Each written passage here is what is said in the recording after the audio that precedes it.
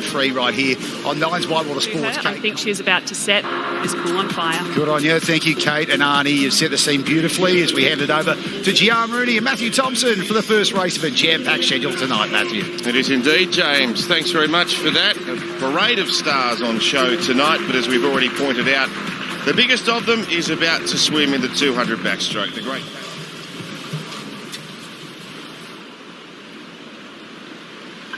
Take your marks. The Olympic champ, the world champ, and the world record holder is underway in lane 4. And comes up pretty much half a body length ahead of the rest of the field already. As always, her start is exceptional, reaction time is exceptional, underwater is exceptional, and a lead is produced straight away. So keep your eye on Hannah Fredericks in lane 5. As we said before, second behind Molly and Kaylee in both the 50 backstroke and the 100 backstroke this week. So without Molly in this event, she's really looking to cement this second spot behind Kaylee. She can get herself onto this team. Very, very exciting times for her, but she's got to learn how to pace as well. And we know with Kaylee being so far ahead of this field in terms of personal best time, in terms of experience, it really is a chance for these other girls around her to make sure that they keep an eye on where Kaylee is, but they also swim their own race. That's quite the 100 metres from Katie McEwen, opening up a commanding lead already. She's only narrowly underneath her own world record time. So when we said she was going to give it a crack, she's 5 100ths of a second under her own world record pace. Looking so incredibly comfortable out in front. Stroke looks brilliant. You can see the world record line just pulling away now. The second line behind her is the qualifying timeline, which won't be an issue at all. So Hannah Fredericks is second at the moment, and she seems to be ahead of that qualifying time. So whoever finishes second and beats the line gets the second individual swim. But this is quite remarkable, as we've come to expect from this absolute champion, Kaylee McEwen. With 25 metres to swim, is out by 2.5, nearly 3 body lengths. The race for second place is on. It's Hannah Fredericks and Jenna Forrester finishing strongly. Kaylee goes in to touch the wall. Another win for her. Great now, Hannah, she's going to beat the line, and she's qualified for Singapore as well. After a couple of third places, as Gian points out, she finally nails an individual swim.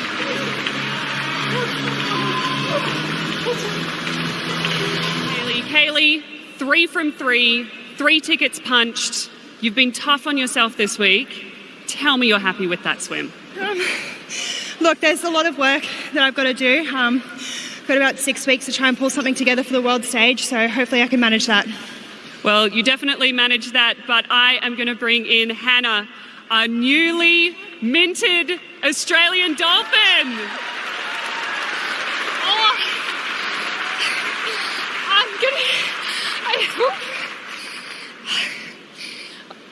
this was always going to make me sad if I ever got this.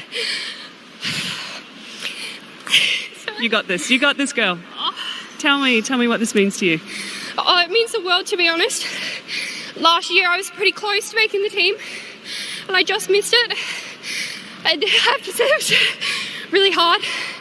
But I just wanted to say 2 big thank yous so that I don't forget. First, my mum and dad. I'm horrible in racing with seeing them. I'm so horrible. I just lock in. I don't like to talk much about swimming. And bless their souls, they want to talk to me about it, which I completely understand. But thank you. I don't know where they are, but love you guys. And the second one is Dean. And this is the one that makes me cry the most, because this time 2 years ago was the last time I swam in this pool. And I was probably at a time that probably would never make a team ever. And Dean took me under his wing. He believed in me, and I can't thank him enough. Coaches dedicate everything to this sport and to us, and he's had a tough bloody 6 months, and I really just owe him the world, to be honest. I absolutely adore that man. But yeah, sorry, I won't shut up otherwise. No, it's wonderful. It's wonderful to see how much it means to you. Kaylee, I might bring you back in. You're a veteran on this team now. What does it mean to see someone like Hannah so emotional about joining this Dolphins team? I've been racing alongside Hannah for the longest time, and you know, when you have friends that you race and they don't do what they want to do in a race, it is really tough. You take it on board yourself. So, you know, as I wasn't happy with my swim tonight, I look across and she's in tears. So it makes me happy to see someone fulfill their dreams. Well, you make us very happy, ladies. Congratulations on the plane to Singapore. And no doubt she is completely elated by securing a maiden place on a Dolphins team for the Singapore World Champs. We head to our next event. It's the men's 200 metres individual medley. Australia has won just 2 medals at a World Champ in this event, and one of them is a silver to Ian Thorpe. Welcome. Evening, how are you, mate? Going well. Good to see you. That was back in 2003. 2003, not that long ago. That long ago, wow. I can still remember it just.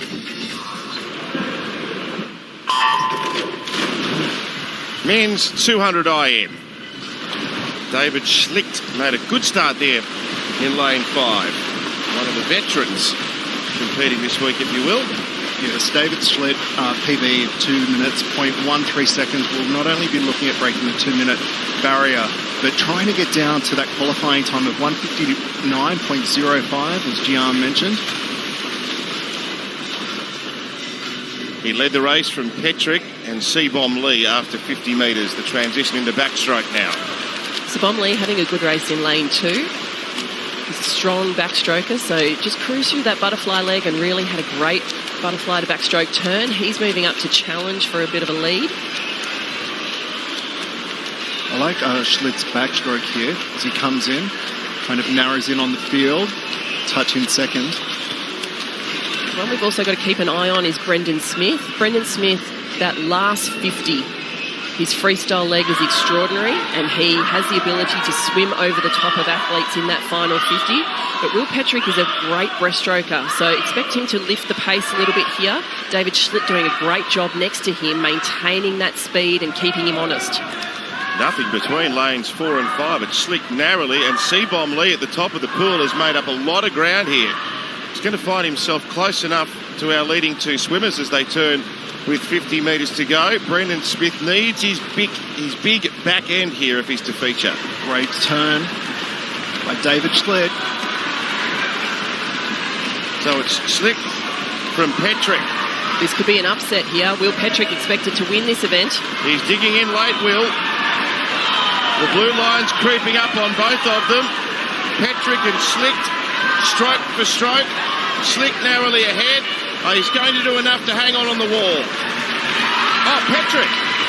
Actually, he's got another issue with a touchpad. I believe that's the touchpad. Yeah. If Schlick got there, looking at it in real time, he reached out and was touching the wall first, so it's another issue with a soft touch, which we've been experiencing the last couple of days. Hey. Thanks. Will, I'm going to start with you. Congratulations. Booked your spot on the plane to Singapore. Relieved? Very relieved. The job is done. So, yeah, it was a good swim, and we had a good race with David, and we had to wait a little bit for his result, but I was a winner for about 2 minutes, and then ended up being second place. But yeah, it was a good race.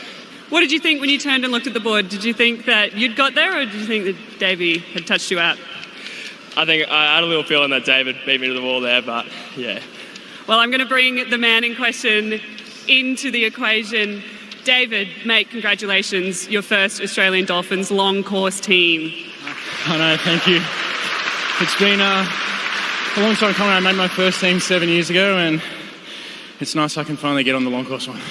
Now, you have had a different route to becoming a Dolphin. You spent a lot of time over in the US training over there and studying over there. What did you learn from your time over there that you have brought back to Australia?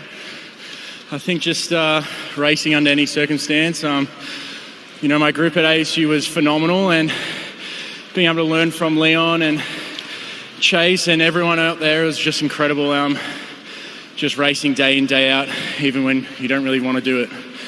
Now, we know that all athletes have a great support system behind them. Is there anyone that you would like to dedicate this race to?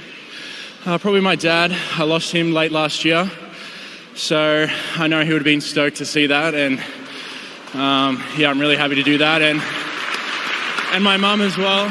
She's in there up there somewhere, but she's really been holding down the fort since that and allowing me to just focus on swimming, and she's dealing with all the stress outside of that. So shout out to her. She's really the GOAT. Well, we think you are the GOAT. Congratulations, both of you, on the plane to Singapore. I love it. High fives all round. Well done, David. Well done, William. Booking their spots in the 200 IM for men at the Singapore World Championships a little later this year. The 100 freestyle multi-class for women, and to take you through all the action, Ellie Cole and Brenton Speed. Thank you, Brace. Yes, stars everywhere you look. Not just Alexa Leary in lane number 4, but also Rachel Watson in lane number 8 has already taken care of business earlier today, Ellie Cole, by achieving her qualifying time very comfortably. As long as one part of her body is touching the wall, it is still an eligible start. Just takes a little bit of finessing to get into position in lane 8 for Rachel Watson. Alexa Leary's nominated person approaching the block just to help her stabilise. Take your marks. Really fast start from Alexa Leary. Off the blocks very nicely indeed in the final of the 100 metres freestyle multi-class. Chloe Osborne, lane number 1, Wilson in 2, Storm in 3, Alexa Leary showing out in front by half a body length already in lane 4. In lane 5, it's Maddie McTurnan. In 6, Beecroft, Philando Nicholson in 7, and Watson in lane number 8. So being very comfortable heading into this first turn at the 50-metre mark. She's splitting in 28.20, which is ahead of her world record split. By about a quarter of a second. She is on fire. She is not holding anything back for Singapore. Stand by for the world record line to be within touching distance. There it is. Can Alexa Leary hunt it down? Going with her in lane 5, Maddie McTurnan in the S14 classification. Now Lex winds up. The 23-year-old Queenslander who continues to prove anything is possible. No world record, but look at the time, 59.54, another qualifying time. Philando Nicholson, can she get it done? Her time, 105.35. It's just outside again. Not quite enough there for Philando Nicholson to swim herself onto the Australian Dolphin swim team. She only started competitive swimming in 2023. She's come a long way since then, but there is Alexa Leary flirting with the world record line. Looks pretty happy with that swim there. And here comes Rachel Watson, and she'll stop the clock in 134.54. Another convincing qualifying time for her. She'll go for gold again in Singapore, the 2-time Paralympic gold medalist in the S4 50 metres freestyle. Well, Lex, I know you said you wanted to save that world record until Singapore, and you're building suspense every time you swim just off it tonight. Just off it. I mean, I haven't even seen what the time was yet, so I can't even say anything. I can tell you were 999 points. So wow. Incredibly fast, and we were watching that world record line the whole way through. But you must be feeling so good at the moment. Yeah, I'm loving it. It's like I'm doing a lot of work with my coach, John Bell. Amazing coach. Look how far he's got me, like amazing. Talk about the rise. I mean, sometimes it's hard for athletes to come back from their first Paralympics and find that motivation to get back in the water. You didn't have that at all, did you? I just can't hold back. I've just got to let go. I've got to get the guns out and go for it. I can't stop myself. Well, you have already said that we need to be on world record watch for both the 50 and the 100 maybe in Singapore. So is that still the game plan? 100%. My tanks will be going. I'll be going. We know that you don't do anything differently. And once again, the joy that you bring coming out onto pool deck, having a dance, big smile on your face. This is so much fun for you, isn't it? Yeah, absolutely love it. It's so inspiring. It's amazing. You are so incredibly inspiring. And another lady who is incredibly inspiring, Rachel, congratulations. Qualifying time this morning, qualifying time tonight. Thank you. How did you feel out there this morning? Because I know that you were after that qualifying time. Was the pressure off knowing that you'd done it this morning? Yeah, definitely. I was just trying to go a bit quicker, and it's always hard backing up, but that's the focus between now and Worlds, is just trying to do a good final, because that's where you can get the medal. Absolutely. And like I was just saying to Lex, coming off Paris last year, has it been hard getting back into it, or is it nope? Straight away, I've got world champs. Yeah, no, I'm hungrier than ever. You know, when you get bronze, you definitely want to get a better colour next time. So, yeah, I'm pretty keen. Well, congratulations, Rachel. Congratulations, Lex. We'll see you in Singapore. Well done. Thank you, Brace. Yes, 7 of the 8 men who feature in this final have already booked their spot to Singapore. The only one who's not yet on the plane is Darren Sisman, who might be able to put his name in front of the selectors for relay swims in the S14 classification with what he does here in this final. The throwback to the mean machine, Rowan Crothers, the gentle giant. He was fast this morning. He swam at 52.2, but he's hoping for a 51 mid tonight. Gallagher got the better of the starts in the men's 100 metres freestyle multi-class. Crothers now up and stroking, and in front in the pool, it's Alex Tuckfield who's having a wonderful meet in lane number 6. Our middle 3 lanes are all S10 athletes. These are for athletes with the least severe physical impairment eligible for Paralympic swimming. It includes the loss of one hand or significant restriction in one movement of the hip joint. But it's Rowan Crothers first onto the wall in 24.96. So can he get it under 49 seconds? That has been his target.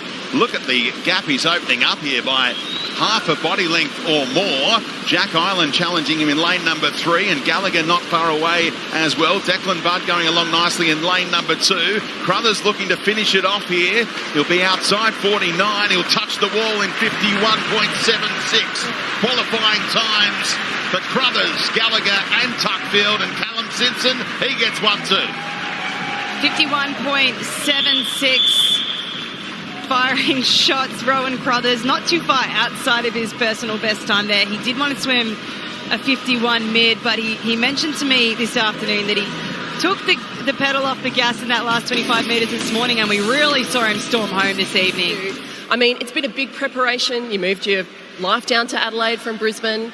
How has it been? Are you missing your family? Yeah, it's really great in this move down south. I do miss Mum and Dad back in Brizzy, but to me, I don't think home is about the place you are as much as the people you're surrounded by.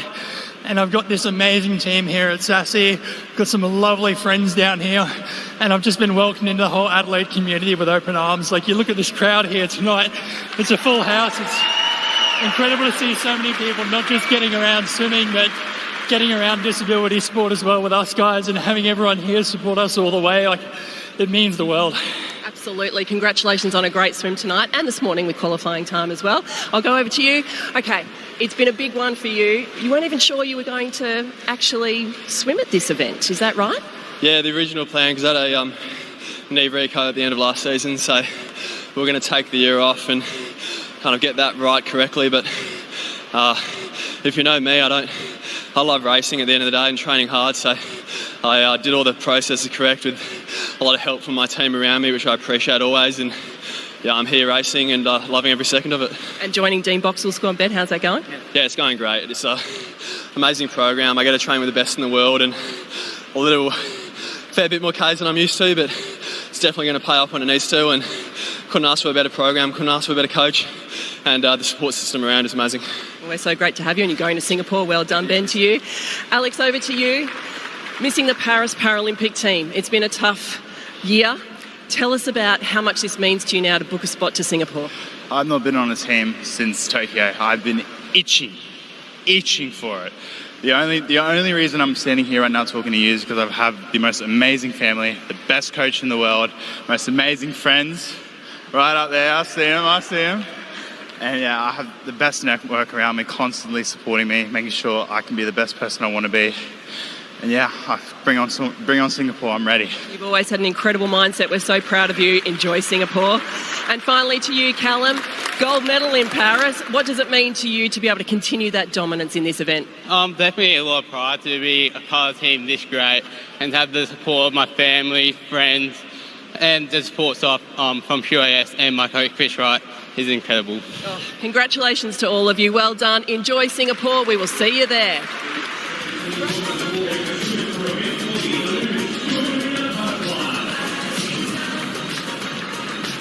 Yes, the women's 200 fly. Lizzie Deckers coming out of lane 4 here. And Lizzie, of course, our 4th place swimmer in this event at the Paris Games. Abby Connor also lining up for Australia in Paris.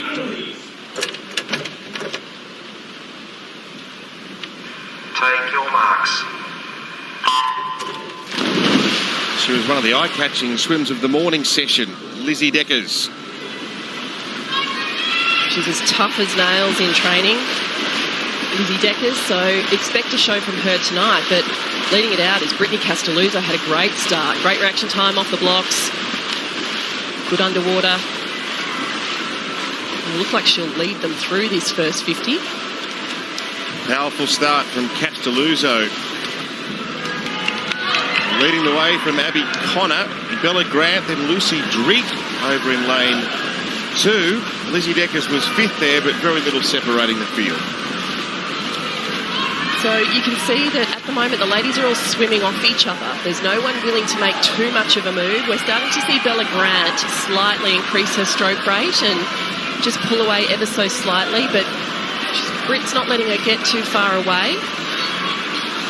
Abby Connor has also made a move in that last of the second 50. So all the action is in the centre of the pool. Castelluzzo still leading. Here comes Deckers in lane 4, making a move now. Bella Grant next to her in lane 3, right in the equation as well. You'll notice that Lizzie Deckers is the only one with almost a 1-beat fly kick. All the other girls have a 2-beat fly kick, which gives them extra power. It's all off her arms for Lizzie Deckers. We've got 4 of them underneath the qualifying time at this point. What happens in this final 50? Remember, only 2 spots up for grabs. Wow, what a race this is. An epic tussle for spots on the plane to Singapore. The qualifying time, remember, 2:09.21. There's less than half a body length separating them all, and they're all in front of the line. So the first 2 on the wall are going to be off to Singapore. It's Castelluzzo leading from Connor. Deckers is starting to get into a work rate in the piece. Castelluzzo, Connor, and Deckers. I think Castelluzzo is going to win. Second to Abby Connor. Lizzie Deckers has missed out. What a great swim from Castelluzzo. She took it out hard and held on. What an epic finish that was. Wow, what a race. We've got Brittany Castelluzzo's family going bonkers next to us. What does it mean to put together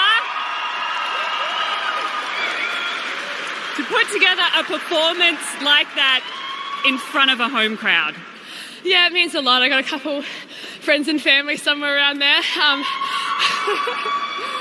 Yeah, up there somewhere. So yeah, it means a lot that they can all come watch me, and the support from the home crowd is really nice. Yeah. Now you qualified for your first, just a few friends and family. You qualified for your first senior team at the Short Course Championships last year. What does it mean to continue that and make your first long course team? Yeah, the long course teams are usually a little bit harder to make, a lot more competitive. So yeah, it means a lot that I can finally actually break into that long course team and be with the best of the best in the world. Now, I was chatting to some of your squad mates and I asked them what I should ask you. And what's this I hear that if you weren't going to make it as a swimmer, you were going to be a Sims simulator? You love playing The Sims, is that right? I got a friend of my squad called Harry, who's a big fat liar, so we don't listen to Harry, but let's just say no comment to that. Okay, well, I think your swimming career is working out just fine. Abby, I'm going to bring you in. That was such a gutsy swim tonight. Thank you. It's been a bit hard this year. A few things going on, obviously, since post-Olympics. And battling with a bit of illness is always difficult. But, just grateful to get the job done tonight. Talk to me a little bit about those challenges coming off an Olympic Games and then re-motivating yourself. You've also had a change of coach. Yeah, post-Olympics was, I definitely got told it can be quite a ride. So I definitely rode that one. But yeah, the change of coach has been great. Sage is an awesome coach. So yeah, couldn't be happier. Well, Britt, we know that you have a few friends, but Ellie is in the stands with your family.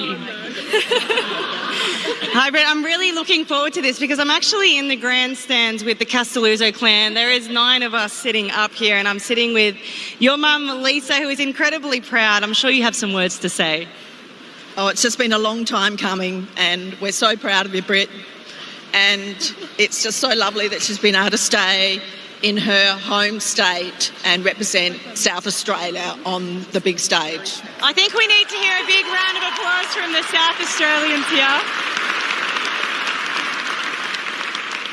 Now, Britt has certainly been on our radar for quite some time, has just missed 2 teams in the past, now has swam herself onto an Australian Dolphins team.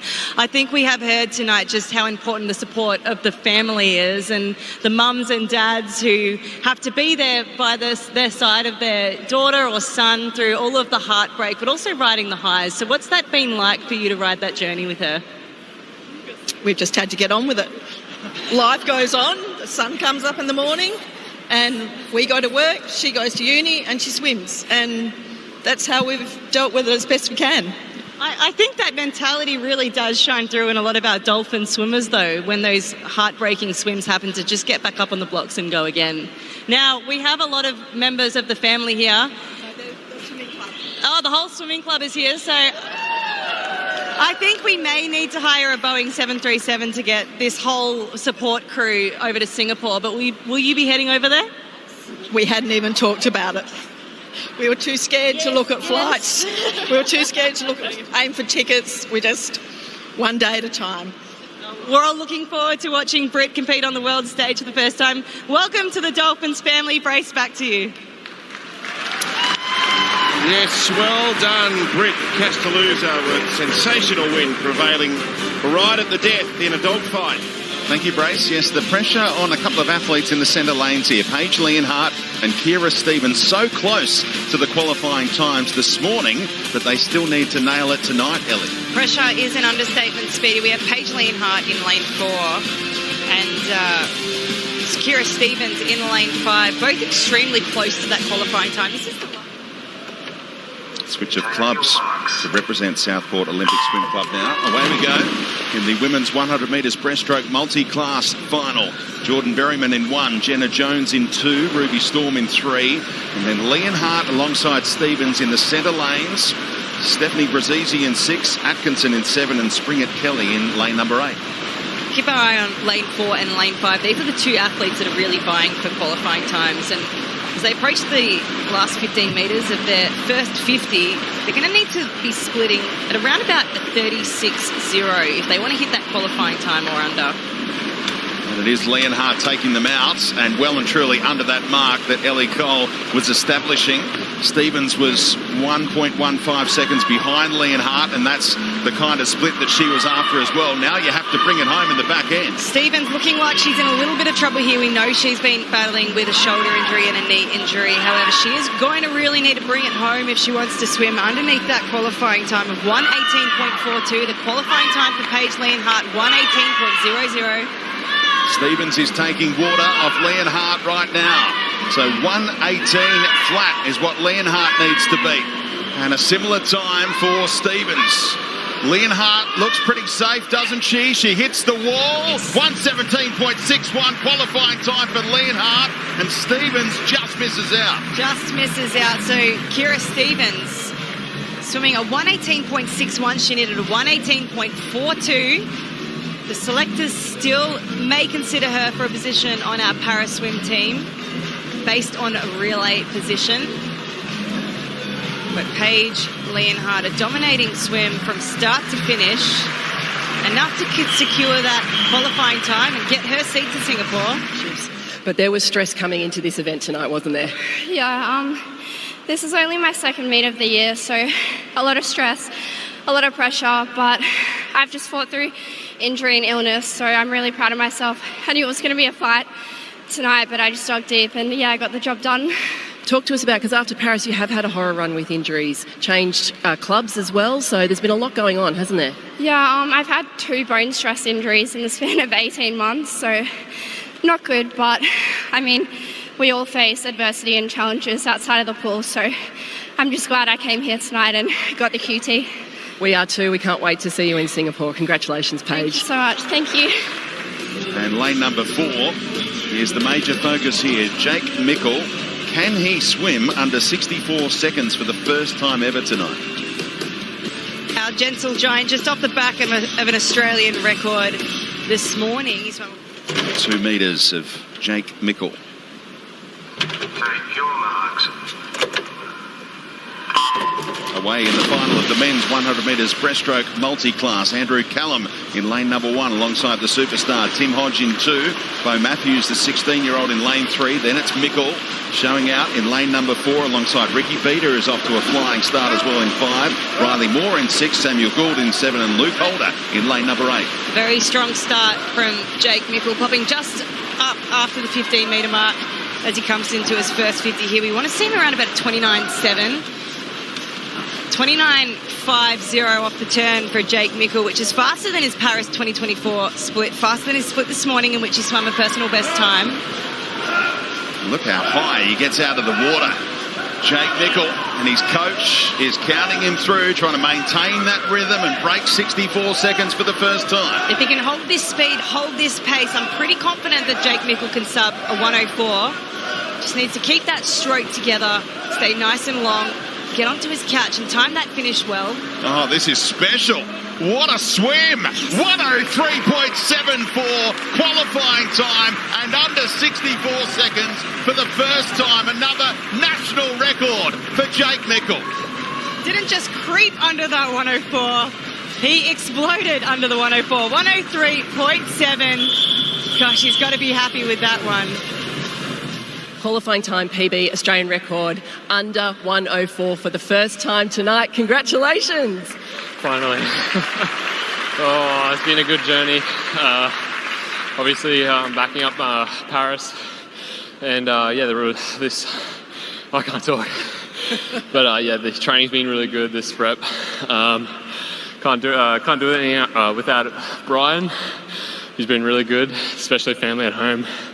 Their support, but yeah, they executed perfectly. So sometimes it's hard to come off the high of a Paralympic Games. How have you found after Paris and leading it? Obviously, you're doing something very right. Yeah, I mean, it's driven me. Yeah, it's given me the motivation and the discipline to push on. Obviously, it's a bit of a drop off. Like Tokyo, I had a bit to try to get back into shape again, but Paris has been a really good motivator. And yeah, just executed training and bounced back. So well, we can't see you as the Australian record holder in Singapore. Congratulations, Jake. Thank you, everyone. You two couldn't have set it up any better as we headed over to Matthew Thompson for the men's 100 free fall. If that doesn't get you pumped up, Brace, then nothing will. A great rev up there by Kate Campbell. Take your marks. The world champ from 2023 in the water. Made a good start too, Kyle. It was great underwater, a little slow off the blocks, but not unexpected from Kyle. He's right at the front of the field here. This is not what we're used to seeing from Chalmers. Normally someone who likes to stalk the speed and come from the back. But Kyle's going to go close enough to leading them through after 50 metres. Okay, so goes through 0.45 outside that world record. Now that world record will slip away here. It's a very fast last 50, but Kyle's building up. And Jamie Jack swimming a bold race too out in lane 8. Chalmers leading. Jamie Jack not too far away. Flynn Southam there as well. But Kyle's too slick. He's going to swim away and win in front of his home fans because this is Kyle's house. 47.29. He wasn't too far away from the national record there. Flynn Southam in second position's also qualified. It's great to see from Flynn Southam to have that opportunity to swim this as well. 47.29, again, is consistently around that 47 low mark, and that's what you want to do out of season so that when it comes to the competitions that count, you're ready to make the drop to where you need to be to win the race. Great underwater work there we see from Kyle Chalmers. Had stability through his hips as he goes over screen, comes into the turn. Oh, great execution from the wall. The trajectory going down, gave him the right angle to be able to come up. He's slightly fatigued coming into the end of this race. This is what needs to be worked on. Just being able to get through the entire 100 metres with the kind of form and efficiency that he's showing earlier in the race. So he owns the best time swum in this since Paris, 47.27. He's not far away from it there. What's been interesting of the Australian top 10 times, Kyle has 5 of them. That will make it 6. The other 3, Eamon Sullivan, 2 of those were world records at the time. The top time, though, still is Cam McAvoy. There you and have it. only one of them. He's won the 9th fastest time by an Australian in this event. Kate Campbell is with him. I am down here with King Kyle. Kyle, fastest time this season, doing it in front of a home crowd. What does this mean? I think it might be a little bit slower than what I was in Norway, actually. So, second fastest, but fastest time in Australia I've ever done. So, super happy with that. What does it mean to have a stadium full of people cheering you on, to have your fiance, your little unborn baby? What does that mean to you? Yeah, it's incredible. It's so good coming out, being able to spot some familiar faces up in the crowd, and it's a massive crowd here tonight, so makes it a whole lot easier for me to do my job when there's so much support in the stands. Now, you've changed things up a little bit. Tell us about this new improved Kyle. It was a PB in the 50. You're right on your best in that 100. Tell us about the process coming into this race. Honestly, it's just trusting what I've been doing in training and listening to what my coaches are telling me to do, trusting that we've done the work and everything we've been doing is to swim a personal best time, and was very close tonight, but it's so good to see Flinny back swimming very close to his best time, and I hope we're able to do something really special in the relay together very soon. Yeah, I'm going to go to Flynn. Flynn, congratulations, massive effort, an individual spot. Yeah, it's pretty awesome. I just want to thank the crowd for coming out. It was really brought us home. Yeah, super happy. I got my coach Chris there, and Kyle and my whole support team. They've really got me through the past couple of years. It's been tough, being a really good age grouper and then coming through, transitioning. Hasn't been easy, but it's worth the journey. And it's all about the ups and downs and who you become along the way. So I'm stoked to be back. Now, you've changed up your training a little bit. You used to have more of a focus on the 200. What's changed? Because that was an incredibly fast 100, but you also swum so well in the 200. Well, I stopped thinking that I'm a 100 or 200 swimmer.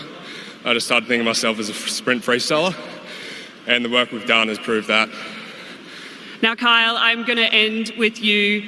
We just want to wish you and Ingy and the little baby on the way all the best. Just give us a little glimpse into farm life. You've moved into farm life. It was reptiles, now it's farm. Give us a taste of what that's like. Yeah, it's the best. I mean, I get to come to the pool for a couple hours in the morning, and then we get to go home and spend time on the farm and, yeah, I guess patting the cow and feeding the sheep and just enjoying life like I'm in a really great spot. So I'm excited to get back up to the farm tonight, and wake up in my own bed tomorrow morning and do some farm work before racing the 50 butterfly on Saturday.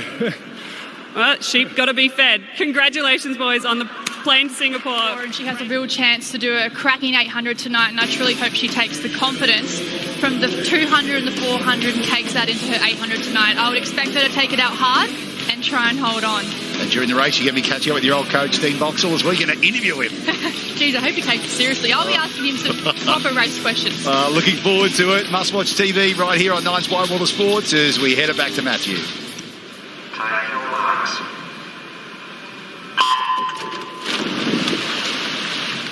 Lani made a good start. She's by quite a margin the fastest swimmer in the race at this distance, so we expect her to continue on her excellent form. The qualifying time, 8:34.62. So the line, the elusive blue line, is important when you think about who else can potentially qualify for an individual swim. Starter held them quite long on the start, which has happened a few times throughout this meet. And while it didn't rattle Lani, Maddie Goff, it certainly did. And we see that, as I said, Maddie is targeting the 1500 later in the week as well, but it's really cost her just to be off the pace so early. So keeping an eye on Jamie Perkins, she's the one that really should push Lani the whole way. But Lani is going to have to swim her own race as much as she can. We saw it in the 400 as well, where she really needs to set the pace, stay on pace, and make sure that she doesn't switch off at any point in time if she is too far ahead. So I'm considering what that Australian record that we kind of mentioned. Lani may be in for a chance here. She's out at about the same speed in that first 100 metres as what Arnie did when Arnie said it. Of course, they're two different athletes. We've obviously seen the shorter races for Lani Pallister, the 200 and the 400, being so quick at this meet. It's whether or not she's been able to put in the kind of workload which we expect that she has for the distance events. Usually what happens at trials like this, you'll be faster in the distance or closer to your times, and you need to sharpen up before the larger competition, the World Championships that are coming up. And that's why I'm excited. That indicator. Well, this is exciting. Let's go to Arnie, who's poolside with a special guest. I am with a very special guest. Dean, you've got 4 athletes in the final tonight. You tend to give instructions in packs. 159.6. What was the instruction for the 4 girls tonight? Well, there are 4 different girls. Lani's in great form at the moment, as you said in the interview before, that she's got good speed, so 154.8. We're sending her out. At the moment, she's under what I expected, so she's moving around. Jamie's having a go. Jamie, at the moment, the 800, she's missed it for the last couple of years. She's really nervous about it, so we're trying to do double distance with racing with her to get confidence, so she's in good form. JDM is moving really nicely, and Amelia Webber doesn't like this event, but she's got it. Like you. You never liked it. Lani's had an incredible week. You've been with her for a couple of months. Why do you think you've seen this shift in her speed? Well, you know, our program, Arnie, like we make sure that we cover all bases. She's come in and given a lot of belief, right? She's a girl that has shown that she's got a great work ethic, and we're just trying to topple her with speed at the moment. And there's just a couple of things we've done technically with her, and it's shown at the moment. Like, she's moving really well, really well. We can get her out about a 4:03. If she's here in about a 3:01, perfect. So we're moving well. Ooh, really well. You should be in this race. and Dean, you've coached some distance athletes in your time. Yes, you. What makes the 800 freestyle so tough? Well, you guys are the ones that have to stay in late, right? Other ones are going home, the sprinters, you know, showboating around. Now, you guys are ones that work. You guys work. You basically finish training, you get out, you got to get on the bike, you're adding more aerobic work, you're doing everything right. You guys are the workhorses of the swimming program. Yeah, have a look at Sam, have a look at Elijah, you, Lani, unbelievable. And this is a tough race. You know, this is one of the toughest races out there because it burns. It burns at around about the 600 metre mark. For those guys at home, I'll make it a little bit visceral. It'd be like, you know, a 3K run and you're just trying to max out and your threshold's going with your heart rate's coming out of your mouth, and all of a sudden you get someone giving you a deep tissue massage. It's burning, right? Then just add a magpie just coming at you, just hitting you at the top, and you just don't know what's going on. It's very challenging. But she's moving. 4-3. We are on. We are on. We are on. We are on. Stay on this one. This is going to be good because I need you to watch this because you're coming back, yeah? Okay, Dean, we're talking about Lani right now. So she's out. 410. I need a 410. So she's out in 4:03. What are your expectations for the second 400? Now, if she can hold a 4.6 here, it's going to be incredible. It's going to be incredible. She's got a good finish now, Arnie. She's got a really good finish. You know that, right? And I just think that if she can hold now around about 101s, 102, we're on a good track. On good track. Back to you, Tomo and Thorpe. I'm a little bit worried about my national record here.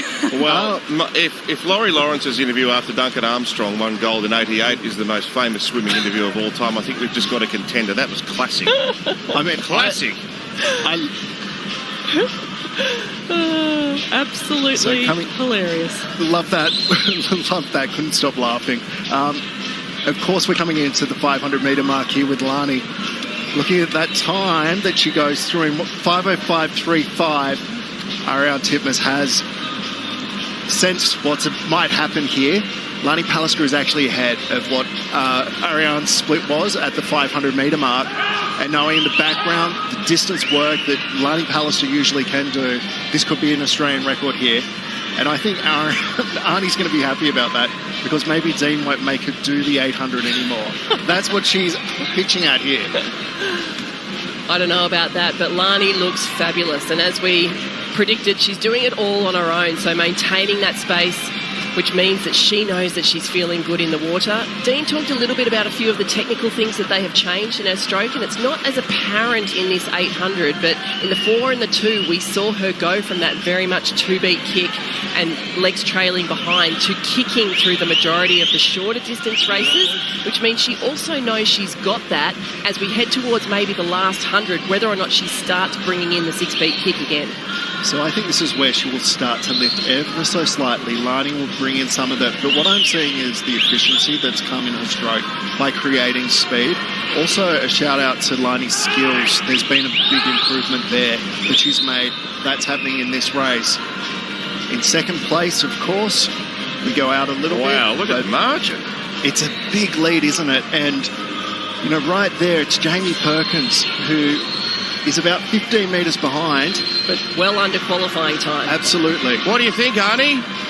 She's just dropped back to 102s, but I think she's going to hold on here, knowing the training that she's done with Dean the past few months. She has an absolute genuine crack to get under that sub 8:10 mark, and I actually feel really happy for it. If my national record goes, it is what it is. She's a teammate now, and I would love to see her do it.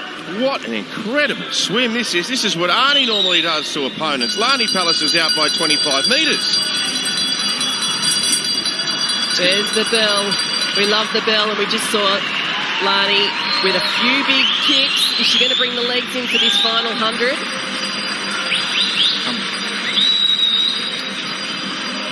Stroke rate still there. You can see the fatigue slightly starting to set in. She's done an incredible job up until this point.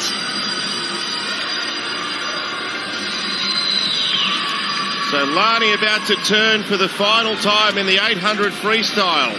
Oh, that turn hurt. You just watch the legs stay on the wall just a beat too long. So the lactate is there. What has she got in this final 25? She's digging deep here. She's really digging in. 8:12:29's Arnie's national record. Lani's digging right in for the fight. It's going to be close. A remarkable swim by Lani Pallister. Can she break the Australian record? She has! The fastest ever to do it in this country.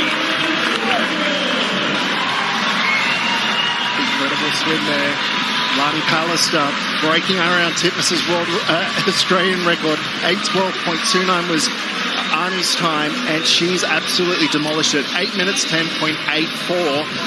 How exciting. That's not only an Australian record, that's an all-comers record, and that all-comers record of 8:11.35 was by the great Katie Ledecky. Explain the all-comers record to people not familiar, Joe.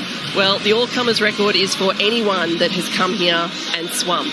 So from any country, it's in Australia, from anywhere around the world. If you come to Australia and that's the time you swim, that's the fastest anyone has swum in Australia. Fastest 800 freestyle ever swum on these shores. What about that? Lani, you are the best Australian to have ever swum this event. How does that sound? Gosh, I wanted that record for so long.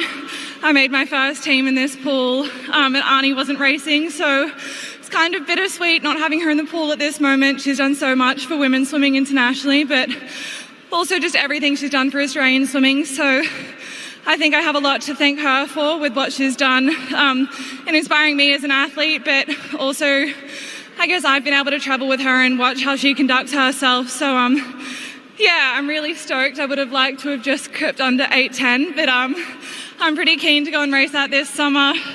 I said the other day I've only been with Dean and Mick and all of the staff at St. Peter's for between 8 and 10 weeks, so it'll be a big 3 years. That it certainly will. Now, you have just set this pool on fire. It has been personal best after personal best and now an Australian record. Have you had a chance to reflect on the week? Because you're not done yet. You still have the 1500 to go, girl. Yeah, no, big week. I had a pretty average sleep last night after the 200, but I also think it's pretty important to recognise Jamie. That's a huge PB for her, and she'll have the 200 at World Champs. This year I won't be swimming it, so I'm pretty excited that I get to cheer on my teammates. Obviously go and represent Australia and be part of that 4x2, but also just be able to sit back and watch their hard work show in the pool. Have you done the calculation of how much racing you are going to be doing in Singapore if you qualify for the 1500? So I think it ends up being 5.4k without the relays. So 5.6, 5.8, depending if they put me in a heat or not. But Dean and all the staff at St. Peter's have a plan for that. I'm sure they'll keep me aerobically fit for the next 5 weeks going into Singapore. But I'm just excited to go back and build on that. I think the sky's the limit, and yeah, I can't wait to see what happens in this cycle going into LA. So just to put that in perspective, you were doing more kilometres of racing than Cameron McAvoy does in a week. That's pretty impressive. Congratulations, Lani. We cannot wait to watch you come and kill it in the 1500. Thanks so much.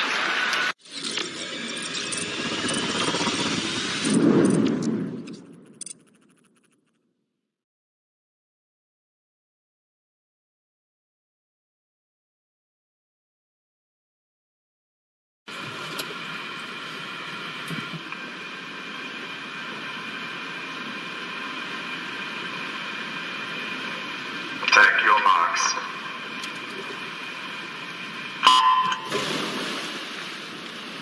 So an even start to the men's 200 backstroke, our first final of the night.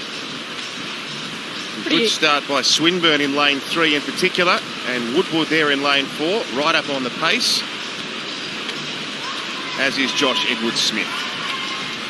Pretty even start across the field. I feel like Brad Woodward has a real point to prove, not only tonight but this year. He didn't make the semi-final in Paris last year, and it was just a campaign that did not work for him, that Paris campaign. So out with a point to prove, not on the team yet. This is his final chance. Love to see him pull out an incredible time, an incredible swim, of course under the qualifying time, and book that spot to Singapore. Josh Edwards-Smith, who's in the lead coming into this 100 metres. Nice long stroke. There's more flow to that stroke. Looking at Bradley Woodward, a little bit tired through the first 100 metres. Important turn, stays down at 10 metres. He's got some work to do, and coming in with 75 metres to go. There's also Enoch Robb in lane 1, who was second around that 100-metre mark. 20-year-old from Griffith University, so he's having a good swim over there. However, the rest of the field is starting to move away from him now. It really is back in the battle of the middle of the lanes with Bradley Woodward and Josh Edwards-Smith. Edwards-Smith narrowly ahead of Woodward. Great turn from Bradley Woodward, showing the experience there. So Woodward's making up territory on Edwards-Smith. Lane 3, Swinburne also making some ground. But it's Edwards-Smith leading. Woodward trying to eat into the margin. He's grinding away, getting ever closer here. Brad Woodward coming after Josh Edwards-Smith. Edwards-Smith's going to take it to the wall. Edwards-Smith the winner. Woodward second, and they've both posted qualifying times, and they are officially off to Singapore to contest this event. Oh, you can see the elation there. You can see the relief there from both Joshua Edwards-Smith and Bradley Woodward, both under the qualifying time. Oof. Yeah, I think relief is the right word. And, you know, Gian, you told us about that leading into it. Wanted that opportunity to be recognised as this event, to be able to swim in the 100, important for the relays. His stroke was fantastic, first 150 metres, but you could see the fatigue set in with 50 metres to go. A little bit shaky coming down that last lap, which opened the opportunity for Bradley Woodward after a great turn to be able to get back in the race. What came to Josh Edwards-Smith's favour was being on a full stroke into the touch.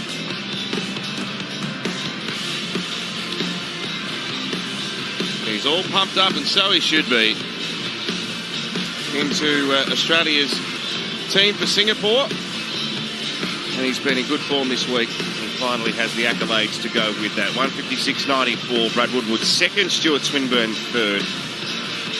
Great relief for Woodward to lock up his place on the Dolphins team. He missed out on the 100, but he's there in his more preferred event. Let's go to Kate. Josh, I'm going to come to you first. Big celebration, hand on the wall first, qualifying time. Tell me about that. Yeah, I mean, it meant a lot. Missing the Olympic team last year, you know, was a big blow.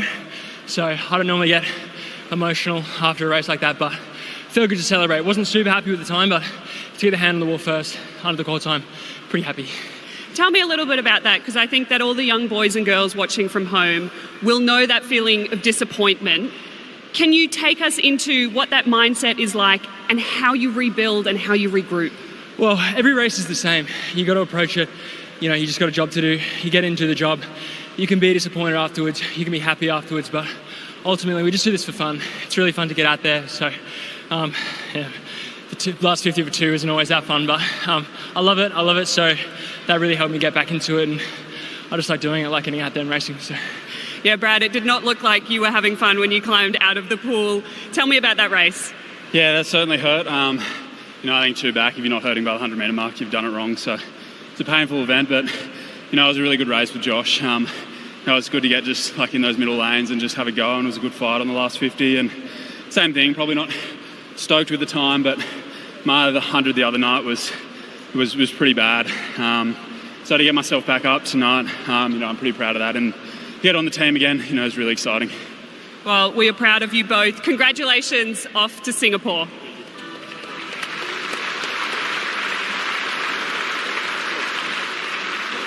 You are excited, I can tell. So Molly O narrowly out of the medals in this in Paris. It's a race that always comes with enormous anticipation. 100 free. Tremendous start by Alex Perkins, who has already qualified in 2 of the butterflies. She did a PB by over half a second in the heat this morning, and she is in the form of her life. And it is almost a blanket as you go across the pool as they come into the turn. So everyone turning slightly faster than this morning. Molly, that is 0.4 faster than she split on her way out, and watch her begin to move through. But she's not able to pull away as she usually does. With 25 metres to swim, she has a slight lead, but the others are going with her. So Molly O starting to dig in now. She's hit the front. She's so strong in the back end of these races. She looked under siege with 25 metres to swim. She cruises home in the end. We've got a soft touch once again, so disregard that. Molly O's won the race. Olivia Wunsch has finished in second. Thorpe, that might be a little upset with Olivia Wunsch, but that was an amazing speed from Molly O to storm home. Olivia Wunsch was fantastic off the blocks, had a great start. She looked like she was right on. She'd have the fastest reaction time, carried it through the underwater. Seeing her on the right of your screen here, surfaces before Molly O does and let it out that earlier part. Molly O started to cruise in that last part, or was fatiguing. She had a really lazy finish, but could afford it with the distance that she actually had in the wind.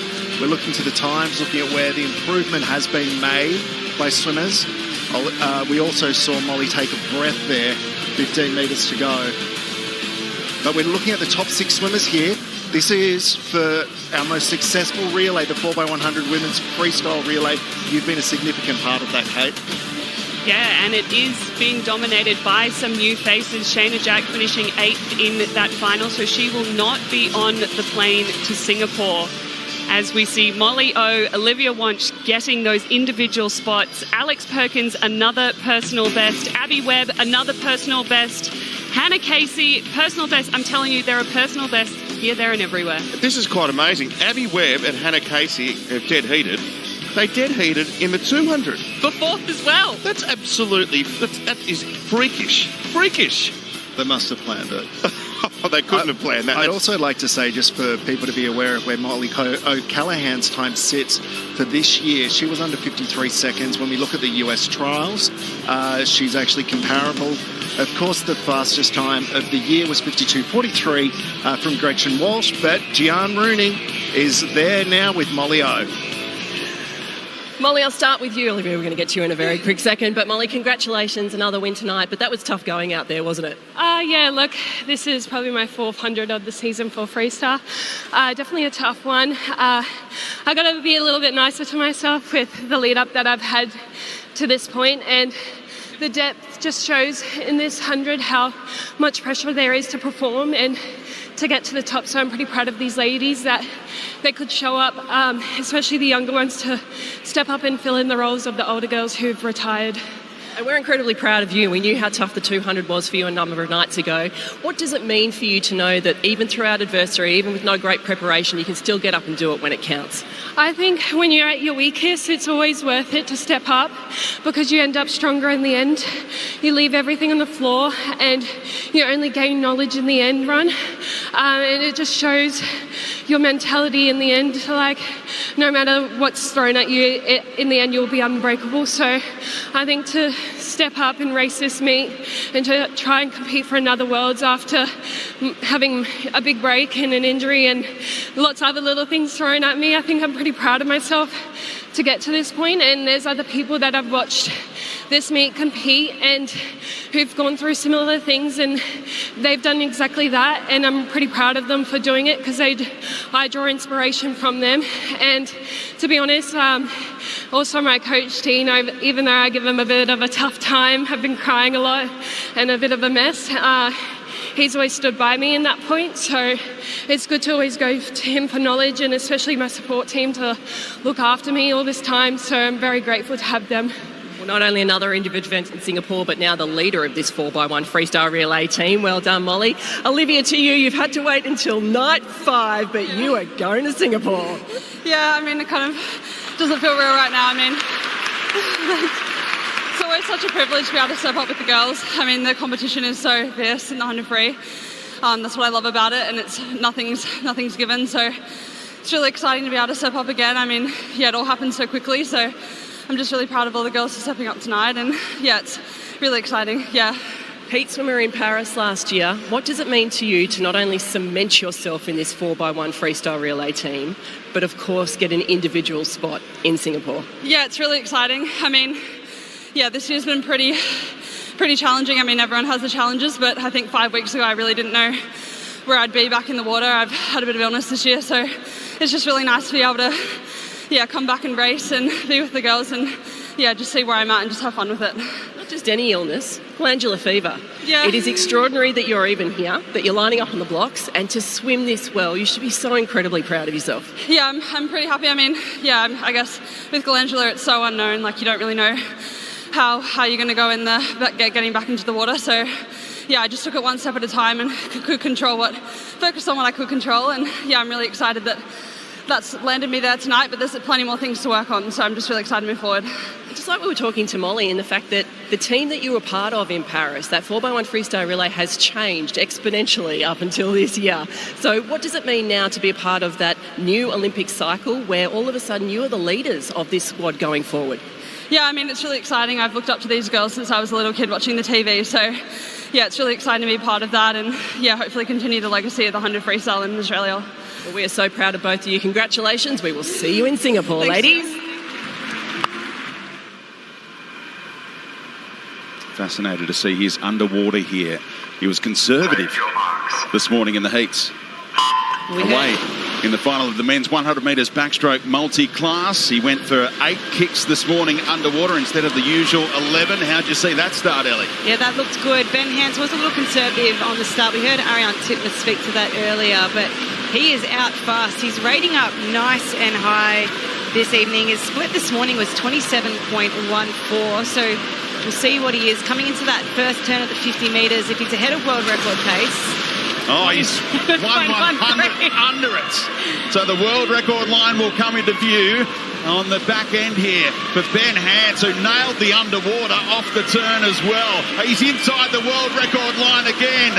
Box office delivering again. Can he nail this world record time in front of the Adelaide crowd under the Friday night lights? It's going to be a real test here for box office Benny Hans to bring it home for a third world record of the week. And it's a qualifying time, 56.62, just outside the world record, and QT's all over the place. Bud gets another one, Ricky Peter as well. And Hans has put the rivals on notice ahead of Singapore with 2 world records for the week. Gosh, you're going to love that smile, Speedy. He should be extremely happy with that. 2 very fast performances in the 100 metres backstroke today from Benjamin Hans. 56.62 this evening and 56.35 this morning. He's as consistent as a Swiss watch. Gosh, he looks great in that first 50. rating up nice and high. We did see that rate drop in the second 50, but he was certainly flirting with that world record line.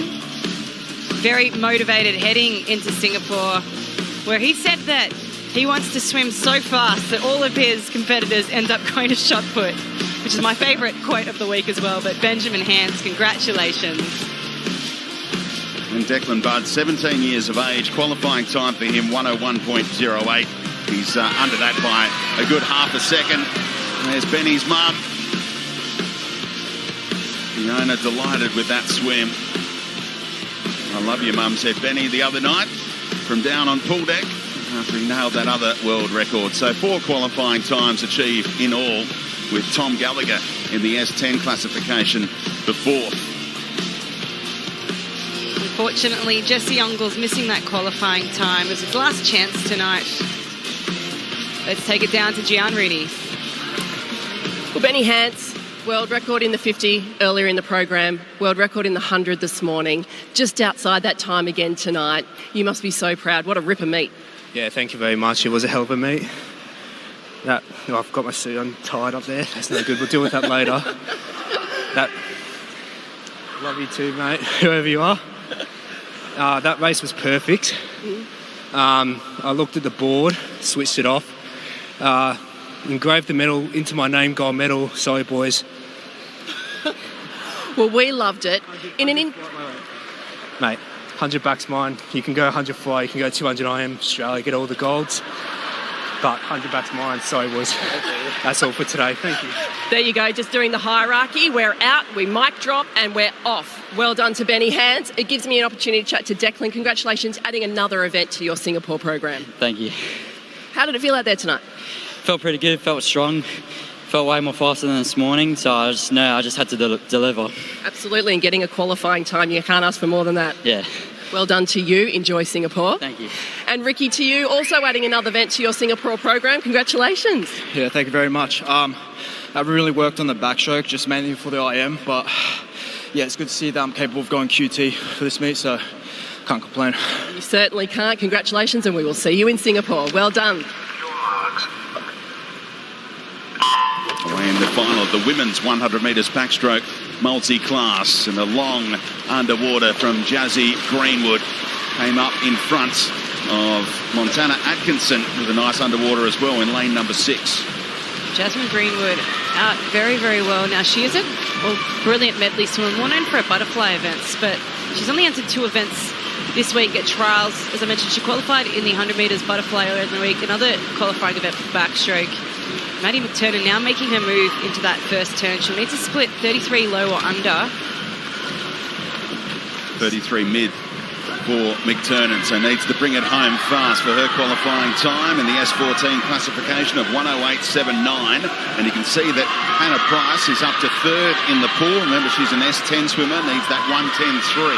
Madeline McTurnan in dangerous territory with her 50-metre split there, but you can really see her take it to Jasmine Greenwood here, lifting up that rate, trying not to let her get too far ahead of her. She'll need that qualifying time of 108.79 for Maddie McTurnan in lane 5 in order to qualify for that team.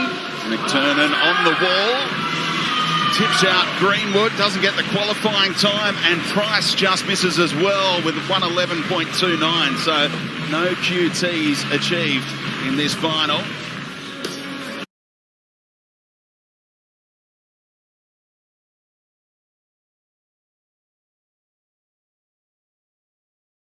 Great to relive that special night in Paris there, James, but Thorpe, in reality, Zach Stubblety-Cook hasn't qualified for the team to Singapore yet, so we've got to see him swim up to what he did this morning, and he actually looked really good. He started particularly well. He actually led up to 50 metres this morning. That is the one thing, and that is a surprising thing. We're not used to seeing him out in front in that first 50 metres. Of course, he's known for that back end, being able to return. And, you know, we expect him to do well in the qualifier tonight. That was Gideon Burns, of course, a 19-year-old here, teenager in the field, the only one. Josh Anderson in 1. Lane 7, Josh Collett, interestingly, he was 2nd at the National Championships in April. Took half a second off his entry time this morning, Lachlan Gilbert. In lane 6, representing Nudgee College, Finlay Schuster. Nudgee College has had a great week. Plenty of great swimmers emerging from that program. Chiefly amongst them Harrison Turner, who's been a real revelation this week in Adelaide. Here's Josh Young, an Olympic finalist. We saw him in the replay there alongside Zach Stubblety-Cook in Paris. National champion Bailey Lello. Now, he's going to have to swim a PB to qualify in this, but that is possible. Has some form. Zach Stubblety-Cook. He is the Olympic champion from Paris. It was silver, the Olympic champion from Tokyo. Silver in Paris, just behind the champion, the French champ Marchand, who is a superstar. Zach Stubblety-Cook having changed coaches recently. This is the pet event. This is the one that he's usually got in the bag here. I think he has enough experience that he won't be unsettled that he hasn't qualified yet for these World Championships. We are witnessing some athletes at different stages of their 4-year cycle to the Olympic Games, this being coming into the 3 years to go for each of them. Some have had longer breaks, some have been on training camps in different parts of the world, but Zach Stubblety-Cook is here to perform in the pool that has been so favourable to him. He broke his Commonwealth, Australian and the all-comers record here in 2022. In fact, on that night, it was a trial night, and he broke the world record last time he was here in these similar circumstances. Fastest qualified by 3 seconds. Take your marks.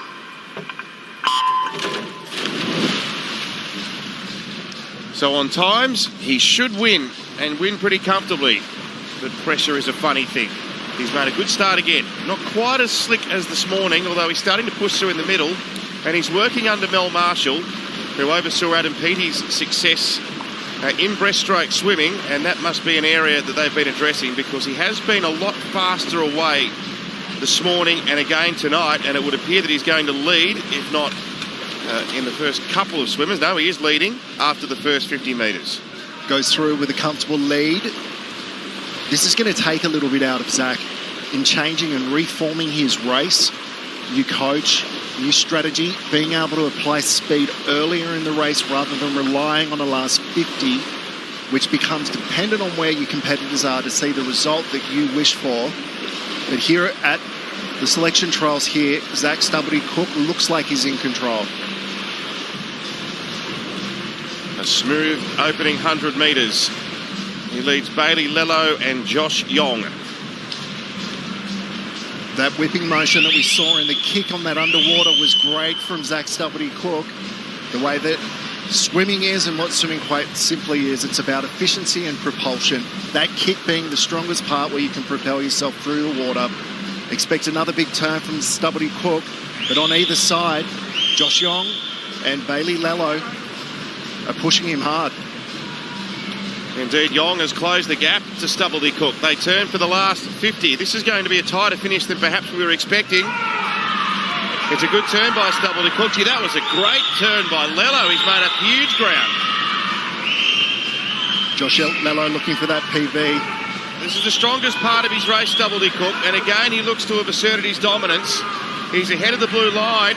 There's a race for the blue line for second and third here. Stubblety-Cook looks like he's got it won. He's going to qualify. It's Young leading in the battle for second. It's Young versus the qualification time now. Does he get there, Josh Young? No.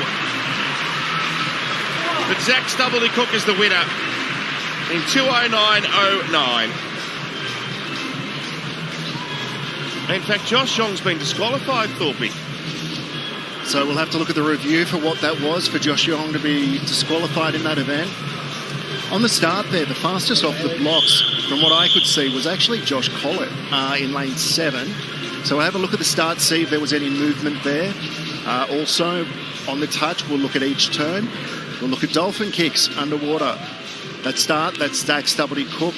The angle that he hit the water there was fantastic. But we're finding out what's the reason. We may be able to find it out why Josh Young was disqualified in that. Well, there's been a myriad of disqualifications this week. People must be doing things wrong. Well, it would appear so. We'll find out specifically what the issue is regarding the disqualification of Josh Young. But for an Olympic finalist to miss qualification for the World Champs is quite a shock. What did you see there, Thorpe? I don't see anything from Josh Young on the start. They say slight movement. I didn't notice it. So it looks to me like it might be one of the turns. Start underwater. It may have been the way that he initiated his dolphin kick as well. You're allowed to do one off the start, not two. Isn't distance in this event, surprisingly, how far you come off the wall. All the others have a limitation on 15. The way that your hands touch the wall, they have to be together. There's a lot to review. Let's go to Kate with Zach. I am here with Zach. Zach, it's a long time to wait until qualification for day 5. What did you make of your swim tonight? Yeah, obviously it's a long time to wait, but I was pretty happy with that to get the job done tonight. Probably wanted a little bit faster after this morning. It felt really good, but it's just about getting a job done and building into the next for the summer. So yeah. Now, do you realise that the last time you were in this swimming pool, I can tell by your smile that I think you know where I'm going with this question, you broke a world record? Yeah, it was a little while ago. I think I swam once after that, but the last time of trials was here. It was 2:05 alongside Matt Wilson, who's just retired. But some really good memories and some fast swimming in this pool.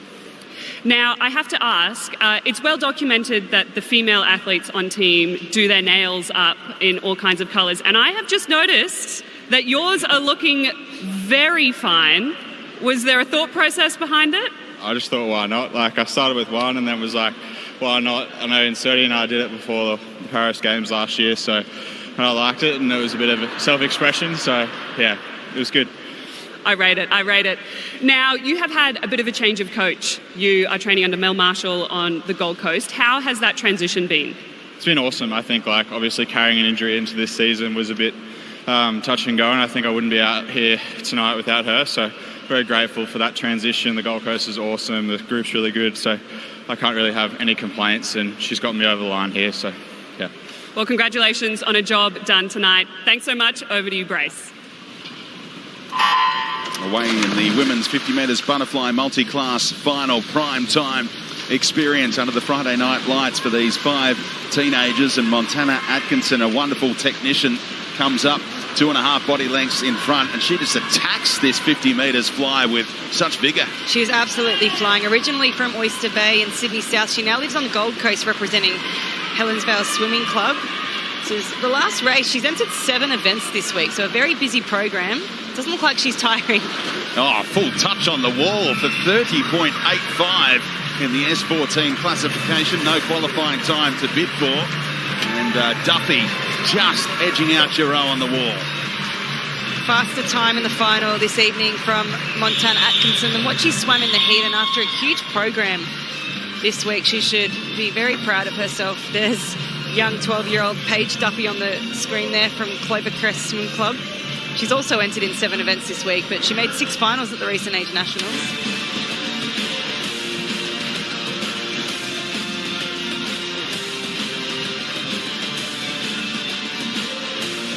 Some underwater shots there of our para swimmers. Montana Atkinson in lane 4. Up into a breakout straight away, and she did not slow down from start to finish.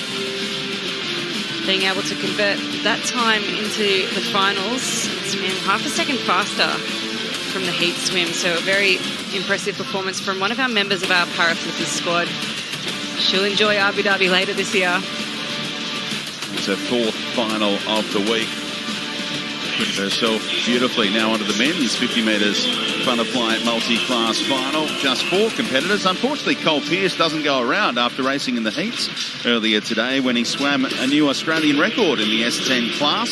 26.11 was enough to take Alex Safi out of the record books. Yes, we did see an appearance from Cole Pearce in the heat swim this morning, as you just mentioned, Speedy, breaking the Australian record, but as withdrawn from the final, leaving just 4 swimmers for the last Paralympic events of the program. We have Bailey Stewart in lane 4, a 24-year-old from Somerville House.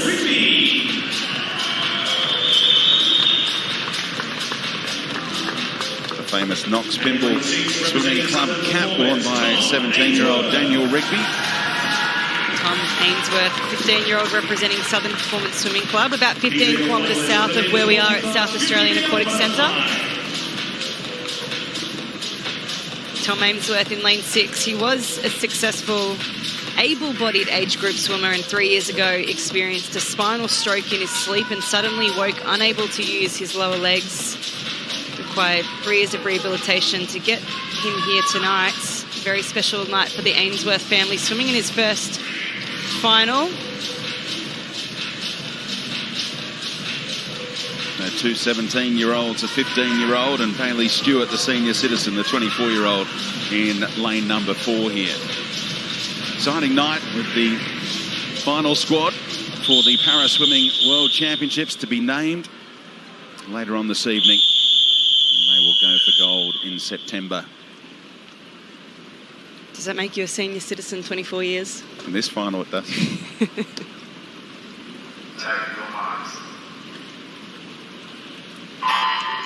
Away in the final of the men's 50 metres butterfly multi-class. The final event on the multi-class program for the week here in Adelaide at the Australian Swim Trials. And a really keen contest from the 3 out in front. Voigt, top of the screen, lane 3, alongside Stewart in 4. Rigby in 5. A little off the pace is the 15-year-old Ainsworth in 6. Daniel Rigby having a terrific race here against Bailey Stewart in lane 4. Touches the ball. Rigby wins in his time. 29 flat, just ahead of Stewart. And Rigby looks pretty happy with his work. Certainly will be. 0.3 faster than he was this morning, but if you consider the stature of Daniel Rigby against Bailey Stewart, he certainly had some work to do, but dug deep in that last 25 metres. He's got to convert from the heats this morning. He is also a member of our Paralympic Flippers squad, heading to Abu Dhabi in November, Daniel Rigby. Coached by Patrick Telecki at Knox Pymble.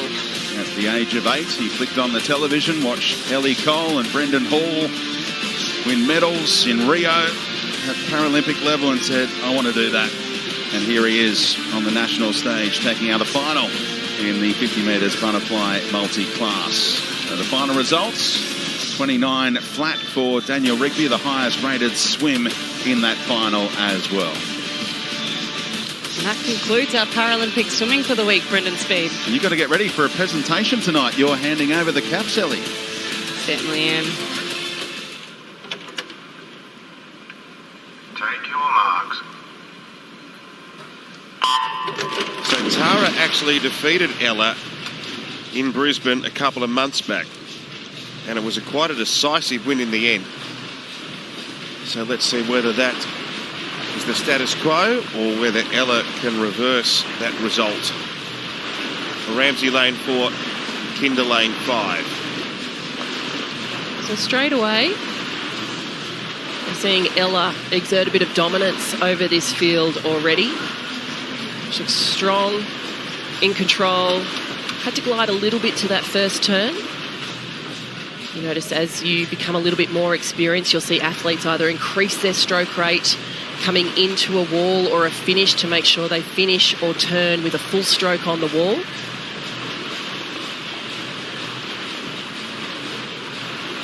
So Ramsey almost half a body length ahead now.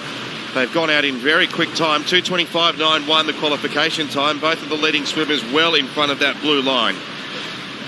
Tara Kinder having a good swim here. She's got a PB of 2:23.84. So well underneath qualifying time. She's already on the team for the 200 IM. Would love another individual spot in Singapore. That was a good turn by Tara Kinder. This looks like a dogfight, I reckon. Ramsey ahead, but Kinder just digging into that margin ever so slightly as we get towards the back part of this race. You can see the gaps close quite considerably, and the blue line's made up a little bit of ground as well. Ramsey started the race hard, and Kinder is trying to dig in towards the last 50 metres here. They're about to turn for the final time. So we keep an eye on the qualifying time, that blue line behind both of these ladies, but it's not too much in play here as both athletes are already on the team, so we'll have the opportunity to swim this event in Singapore regardless, as long as they're first and second on the wall. Ramsey just. Kinder closing. This is a gutsy swim from Tara Kinder. She's been grinding away. Ramsey's had a busy schedule. Does that tell in the end here, or can she hang on? Ella Ramsey leading. 10 metres to swim. She might be able to see it out here. They're both going to qualify regardless. Ella Ramsey makes it 3 events this week. Amazing effort from her. 100 breaststroke and a 200 IM, and you can throw the 200 breaststroke into that as well. And Tara Kinder also qualified in the 200 IM, and she now has a chance to swim the 200 breaststroke in Singapore. Well done. That was a great swim from both those ladies. Just watching full stretch on that turn for Ella Ramsey. Really lifted the stroke rate into the third 50, built through the fourth. Starting to hurt with 15 metres to go, but managed to hold off Tara Kinder. Pretty solid swim, 2:23.92 for Ella Ramsey, 2:24.61 for Tara Kinder. Hayley Mackinder finishing in third with a 2:27.93. So, a couple of individual events for both Ella and Tara in Singapore, as we mentioned. So at just 20 years of age, Ella Ramsey's star continues to rise. Defeating Tara Kinder in a very good race. A thrilling finish, and both of them have locked down yet another individual swim. Let's go to Kate. Ella, it has been a busy week for you here, and it is going to be a busy week in Singapore. Congratulations for qualifying for your third event. Thank you very much. I mean, not overly happy with the time, but just to be back here racing after the Olympic come down, it's nice to find some new motivation under Mel. I can't owe it to her enough. She's got me back to my physical and mental best, so this one's for her. Oh, it is so wonderful to hear. A happy swimmer is a fast swimmer. And Tara, congratulations. Another event to your Singapore program. Thanks, Kate. Yeah, obviously qualifying on day one was a big relief, but this event's sort of always been my baby, so tried to hit it out as good as I can tonight. Now, I want to ask you about your tattoos. Is it true that you want to become a tattoo artist and you have your own tattoo gun? Yes, that's correct. Okay. Is there a tattoo planned to commemorate this achievement? I'm not sure about this one, but just I think being a dolphin in general, I'd love to get that number sort of somewhere on me, but I don't want it to get lost in the sleeve, so I'm yet to decide where to put that one. And are you going to do it, or is someone else? Depends on which side of the body it's on, if I'm left or right hand. Big decisions to be made. Now, Ella, you have spoken about that change in coach. It's not that long until Singapore. What are you hoping to do between now and then?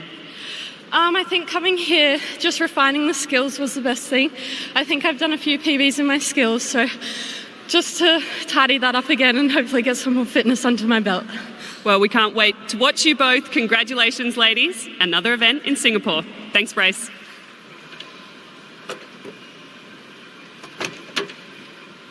Take your marks. So if you're wondering if the national record is in play tonight, Sam's only got to drop his personal best by 3 seconds. And the way he's swimming, that's very achievable. Let's see what he can do. It's great to see him back to his best. James Smith, lane 1, Thomas Raymond, lane 2, Matt Galea, lane 3, Ben Godemans, lane 4, Sam's in 5, the 2 open water specialists, Kyle Lee in 6, Nick Sloman in 7, and Alessio Macri from lane 8. It's easy, Tomo, just 0.1 of a second every lap. That's all he has to do.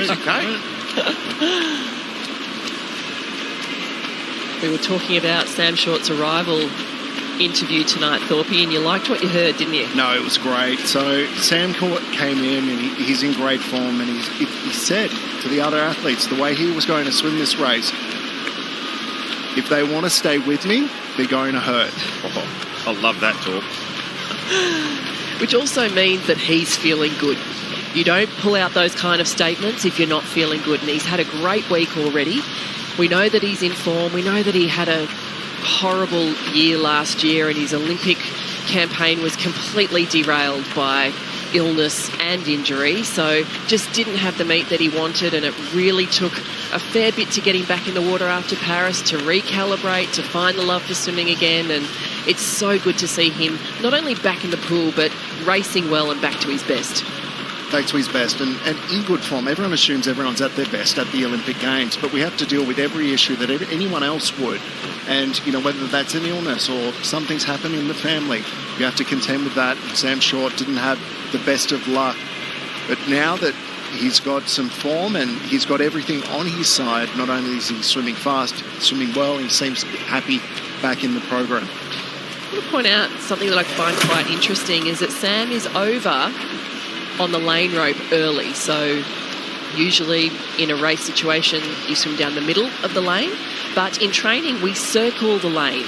But I find it interesting that it's always on this lane rope closest to camera, where the left-hand lane rope. It's always closest to camera with Sam, so it's not like he's circling that lane and going up on the left-hand side and back on the right. He's staying over this side. And I wonder if that's a tactic to stay away from Ben Godemans. So Jian caught up with Sam, talking about his love of the 1,500 metres and his expectations. Let's have a little listen to what he had to say. Sam, 1,500, what is the thought process for this event here? Well, it's going to hurt. It's just not if, it's when. So hopefully you get through at least half the race feeling in a good rhythm and then trying to attack it on the way home. But pretty much it's just going to hurt and you just got to deal with it. And it's who can deal with it the most that usually does the best. So is that same game plan as historically, or has anything changed since Paris last year? Well, I've kind of been focusing a lot on my 400, 800 stuff, so 1,500 is a bit of a bonus at the end of the week for me. Definitely been doing a lot of mileage in the pool, so I can definitely do a good race. But I think for me, it's more getting in the race and swimming how I know I can, and I know I'm very fit at the moment. So hopefully I'll be going really well when you see this. So get out in front and just kind of hit that rhythm through the middle and try and last all the way. And first time this year or this preparation going to altitude, how has that changed the game? Yeah, I felt really good coming off the back altitude. Did a lot of racing internationally, just like hard in-season racing and getting some runs on the board, which I think will pay dividends this week and hopefully in Singapore. And I feel really fit, so hopefully it shows in this 8 and 1,500. We talk about where the 1,500 sits for you in your program. The 4 and the 8 are the big ones, but given your history in this event, still wanting to hit Singapore hard? 100%. My PB, if I'm going my PB time, I'll be fighting for a podium and a medal. So that's always the plan. It's the end of the week. Everyone's always tired, so it's a great race to watch. And I think my PB would have got 30 Olympics if I was on. So, you can't stop doing the events. And I do love the event, so I'll hopefully be swimming it in Singapore. Is there a mantra or something that's going through your head with 500, 400, 300 to go to get you through? Yeah, always kind of trying to count down the laps. Particularly when you're hurting, it goes very slow. But if you're feeling good, then it goes a bit faster. So definitely when you're hurting, you're counting down every lap, that's for sure. And you have history in that? Yes, I love to hurt at the end of my races. We wish you all the best. It's going to be a ripper. Cheers, thanks so much. Great chat, Sam, with Jian before this race. Let's go to Arnie. She's poolside. Now, Sam said he was going to take this out and try to drag the field along with him. Arnie, he's leading the race, but your training partner, Ben Godemans, is sticking right there with him. Absolutely. Benny, I don't know if Benny has much of a race plan other than just to stick with Sam and hang on.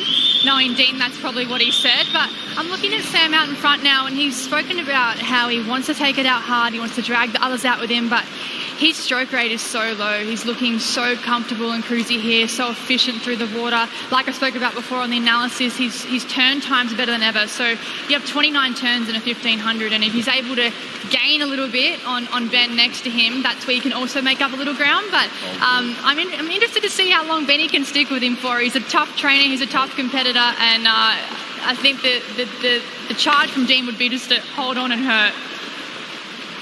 And what are your thoughts on Jian's observation with respect to Sam hugging that lane rope? He's come more central in the middle of the lane here, but it was noticeable, particularly throughout the first 400, he was swimming pretty much against that left-hand lane rope, or the one closest to camera. I believe when Ben was still close to him at the beginning of the race, it was absolutely what Jian said, trying to stay away from the lane rope, not letting Ben get any sort of drag from him in the beginning of the race, trying to get clear water as soon as possible. And now that he's got a couple of body lengths on Ben now, he's centralised himself a little bit.